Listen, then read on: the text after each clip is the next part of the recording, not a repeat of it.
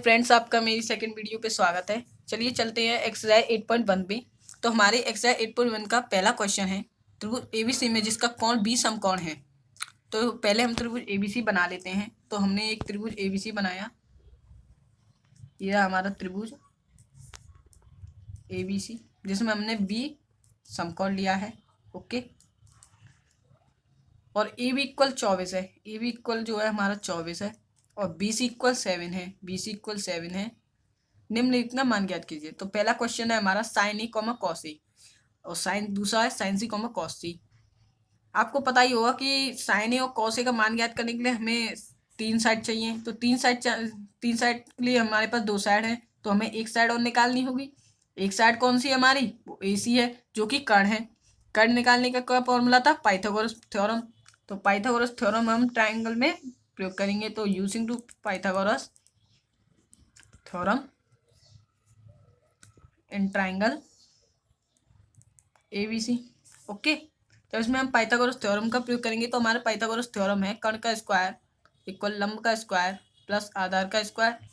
Okay, कर्ण है हमारा, कर्ण है हमारा, कर्ण तो हमें निकालना है। कर्ण है वैसे एसी, कर्ण का नाम है एसी। ठीक है, लंब है हमारा ए बी का स्क्वायर प्लस आधार है हमारा बीसी, बीसी का स्क्वायर। ओके, तो ठीक है, एसी हमें निकालनी है तो एसी का यूं ही रहने देंगे। ए बी है, ए बी जो है 24 है, तो 24 का स्क्वायर करेंगे। ओके, और बी सी हमें कितना दिया है? 7 दिया है, तो 7 का स्क्वायर करेंगे।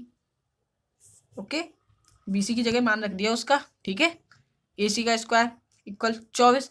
24 का स्क्वायर कितना होता है? 576 होता है, आप गुणा करके देख लेना।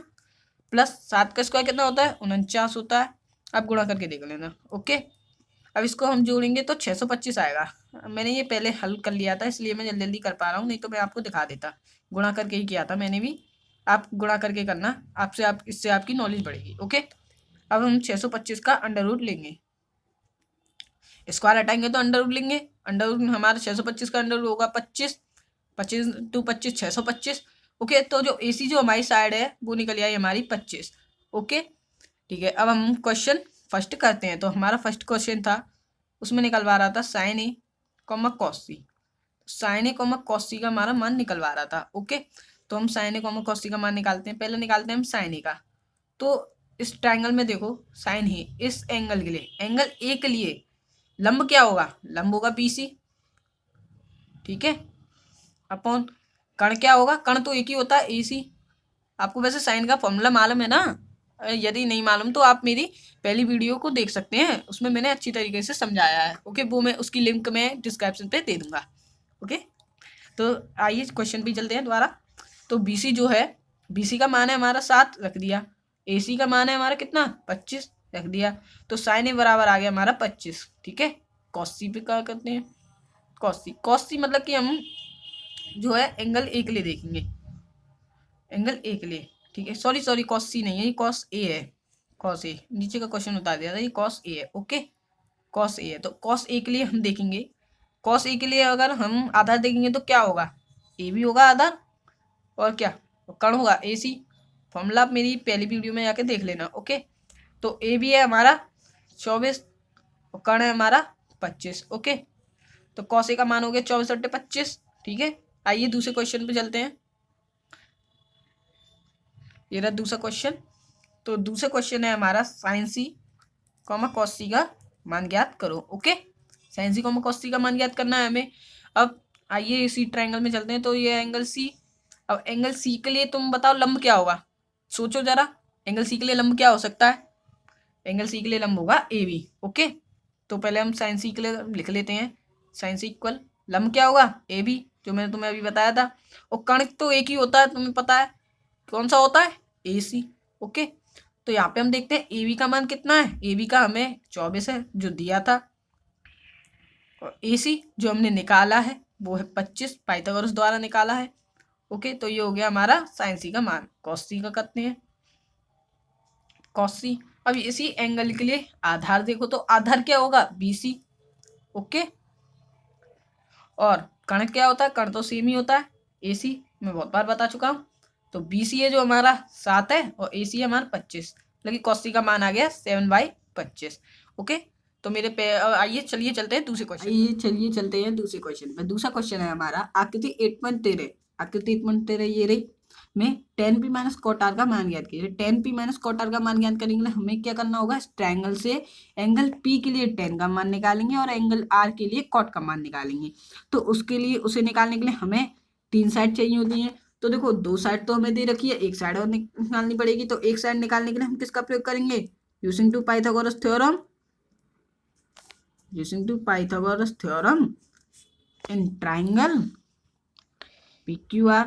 ओके, पाइथागोरस थ्योरम हमारी क्या होती है, पाइथागोरस थ्योरम होती है हमारी कर्ण का स्क्वायर इक्वल लंब का स्क्वायर प्लस के आधार का स्क्वायर। ओके, कर्ण क्या है हमारा पी आर का स्क्वायर। ओके, लंब क्या है हमारा पी क्यू का स्क्वायर। ओके, प्लस आधार क्या है हमारा क्यू आर का स्क्वायर। ठीक है, अब देखो पी आर कितना दे रखा है, 13 का स्क्वायर होगा 13 का स्क्वायर। ओके, ठीक है, इक्वल पी क्यू कितना दे रखा है 12 का square. Okay, plus Q R हमें निकालना है।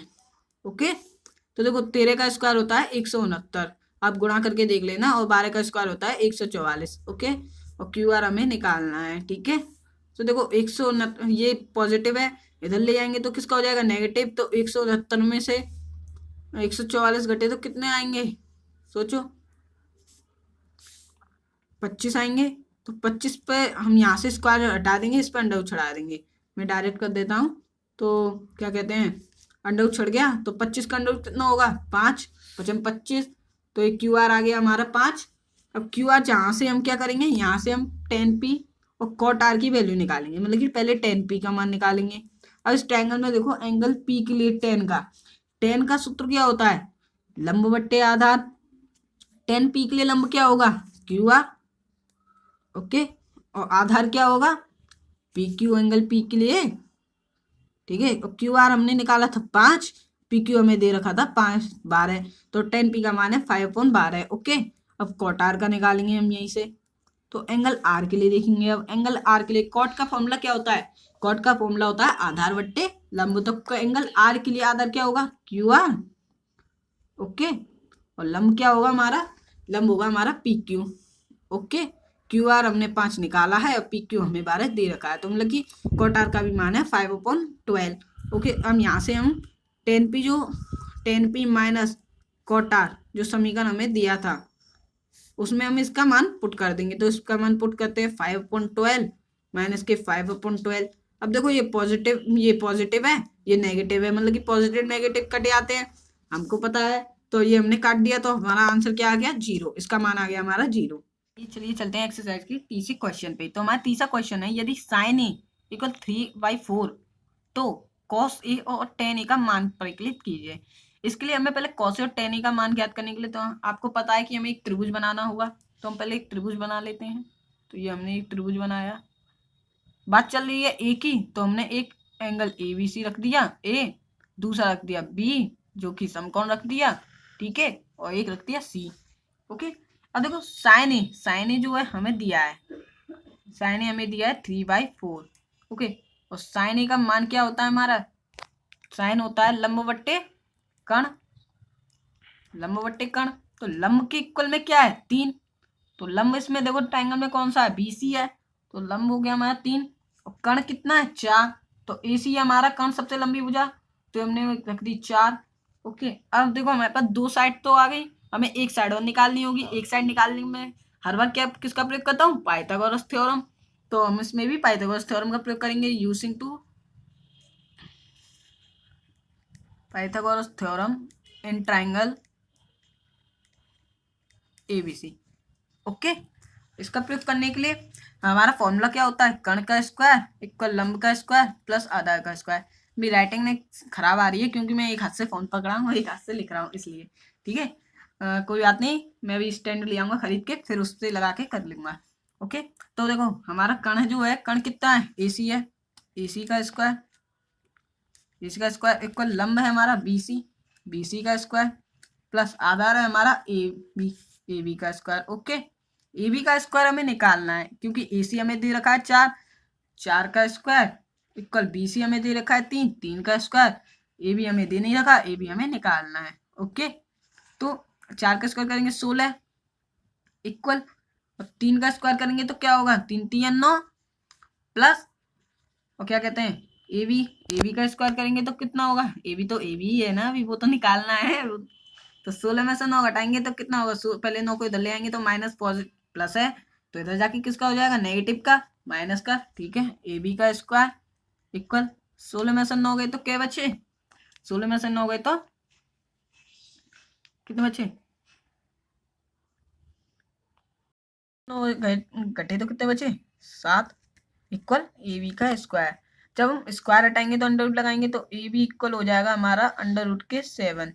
तो ए बी का मान आ गया हमारा अंडर रूट 7। ओके, अब हमें क्या था, कॉसे का मान निकालना था, एक तो कॉसे और एक टेन ए का निकालना है। तो पहले हम कॉसे का निकालते हैं। तो एंगल ए के लिए कॉसे का सूत्र होता है आधार बट्टे कण। तो एंगल ए के लिए आधार क्या होगा, ए बी, और कण क्या होगा हमारा ए सी। ओके, तो ए बी हमारा आधार है, ए बी जो है अंडर रूट 7 है, और ए सी जो है हमारा 4 है। ओके, ठीक है, और टेन ए के लिए, टेन ए के लिए हमारा लंब क्या होगा, टेन ए का फॉर्मूला होता है टेन का लंब बट्टे आधार। तो टेन ए के लिए लंब क्या होगा हमारा, देखो यहाँ से एंगल ए के लिए लंब बी सी। ओके, और आधार क्या होगा ए बी। तो मान हमारा ये मान होगा 3/√7, क्योंकि बी सी का मान जो है 3 है और ए बी का मान जो है √7। ओके, चलिए चलते हैं चौथे क्वेश्चन पे। चौथा क्वेश्चन है हमारा, यदि 15 cot a इक्वल 8 हो तो sin a और sec a का मान ज्ञात करते हैं। तो हमें गिवन में दिया है 15 cot a 15 cot a equal 8। तो यहाँ से हम क्या है cot a का मान निकाल लेंगे। तो cot a का हम मान निकालते हैं 8 5 15, क्योंकि जो 15 था गुणा में था, इंटू था, cot के संग इंटू। तो जब गुणा वाली संख्या को गुणा वाली संख्या को बराबर की उधर की तरफ ले जाते हैं तो किस में आती है, भाग में। ठीक है, तो भाग में लिया है। cot a का फॉर्मूला क्या होता है हमारा, आधार बट्टे लंब। ओके, ठीक है, अब हम एक ट्राइंगल बनाते हैं। पहले एक हमने ट्राइंगल बना लिया। ठीक है, ये हमारा ट्राइंगल है, इसमें हमने मान रख दिया ए बी सी। ठीक है, एंगल बी जो है हमारा समकोण है। अब देखो एंगल ए के लिए आधार क्या होगा, कॉट ए के हिसाब से हम इसमें मान पुट करेंगे। तो कॉट ए के हिसाब से एंगल ए के लिए आधार क्या होगा, ए बी। तो ए बी आधार के इक्वल में क्या है 8, तो 8 यहाँ पे रख देंगे। ठीक है, ए बी का मान हो गया 8। ठीक है, और जो हमारा कॉट ए के लिए, कॉट ए के हिसाब से अब हम लंब देखेंगे। लंब क्या है कॉट ए के हिसाब से, सामने वाली भुजा बी सी। तो बी सी जो है हमारी लंब है, और लंब के इक्वल में क्या है 15। तो ये हमने 15 रख दिया, इसका मान हो गया। अब हमें साइन ए और सेक ए का मान ज्ञात करना है। साइन ए और सेक ए का मान ज्ञात करने के लिए हमें पहले तीसरी साइड और निकालें, क्योंकि हमें हमारे पास 2 साइड दे रखी है, तो हमें एक साइड और निकालनी है। एक साइड निकालने के लिए हम केस का प्रयोग करेंगे, आपको पता है, यूजिंग टू पाइथागोरस थ्योरम। तो हम लगा देते हैं, हम using to Pythagoras theorem.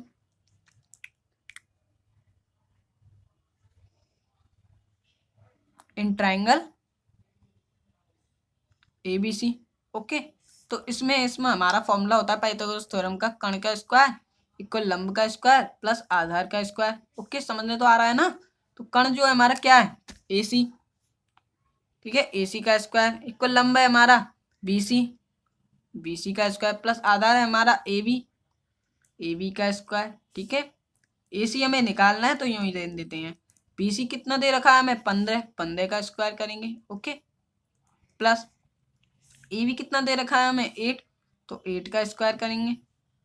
Okay, ठीक है, तो AC का स्क्वायर, अब हम 15 का स्क्वायर करके देख लेते हैं। 15 इंटू 15 पचम 25, हासिल लगा 2। ठीक है, 5 एकम 5 और 5 और 2 6 7 75। एक का गुणा करेंगे अब दोनों में 5, एक एकम 1। ठीक है, 5 7 और 5 12, हासिल लगा 2, वो 1, तो 1 और 1 2, मतलब कि हमारा 15 का स्क्वायर आया 225। ओके, प्लस 8 का स्क्वायर होता है 64, 8 8 64, आप गुणा करके देख लेना। ठीक है, और फिर AC का स्क्वायर, अब इसको जोड़ देंगे, प्लस का चिन्ह जोड़ देंगे। तो देखो 5 4 होंगे 9 और 6 2 7 8 2, जो हो जाएगा 289। अब हम 289 का अंडर रूट करेंगे। ओके, 289 का अंडर रूट करते हैं। तो 289 का जब हम अंडर रूट करेंगे तो आएगा, करके देख लेते हैं यहाँ पे 289 का अंडर रूट। तो एलसीएम लेते हैं 289 का। तो देखो ये मेरे हिसाब से 17 से आ सकता है। एक बार 17 से भाग देते हैं इसका, ठीक है, 17 से, ठीक है, तो 17 से भाग देकर देखते हैं। तो 17 से देंगे 289 में भाग, तो 17 एकम 17। ओके, तो 28 में से 17 गए तो क्या बचे, हमारे बचे 11। ओके, और 9 उतार दिया हमने। ओके, ठीक है, तो फिर 9 उतार दिया। अब 17 का भाग देंगे, 17 पाड़ा पड़ो आप, 17 सत्तू 119, तो ये कट गया पूरा पूरा, मतलब कि ये 17 बार जा रहा है 289 से। मतलब कि इसका अंडर रूट क्या हो गया, इसी का अंडर रूट हो गया 17। ओके, 17 हो गया, तो AC की वैल्यू हमारी हो गई 17। ठीक है, अब हम क्वेश्चन पे चलते हैं। तो क्वेश्चन जो था हमारा है साइन ए का मान ज्ञात करना है और एक सेक ए का। ठीक है, तो साइन ए का मान ज्ञात करते हैं। तो त्रिभुज में देखिए एंगल ए के लिए साइन का फॉर्मूला होता है लंब बट्टे कर्ण। लंब बट्टे कर्ण, तो एंगल ए के लिए लंब क्या होगा, BC। एंगल ए के लिए लंब होगा BC अपन कर्ण क्या होगा, कर्ण जो होगा हमारा होगा AC। ओके, तो BC हमें कितना दे रखा है, BC हमारा 15, ठीक है, और AC हमारा 17। ओके, तो ये हमारा साइन ए का मान आ गया 15/17। अब हमें ज्ञात करना है सेक ए का मान, तो सेक ए का ज्ञात करते हैं। तो सेक ए का हमारा फॉर्मूला होता है, तो सेक ए का फॉर्मूला होता है हमारा कर्ण बट्टे आधार। लिख देता हूं मैं फिर भी, क्योंकि मैंने शायद पिछली वीडियो में लिखा नहीं था, कर्ण बट्टे आधार। ओके, तो देखो सेक ए, एंगल ए के लिए कर्ण क्या है, AC है, कर्ण तो एक ही होता है, और आधार क्या है, आधार एंगल ए के जो स्पर्श कर रहा है AB। ठीक है, तो AC की वैल्यू कितनी है 17 और AB की वैल्यू कितनी है 8। तो ये हमारे दो आंसर हो गए।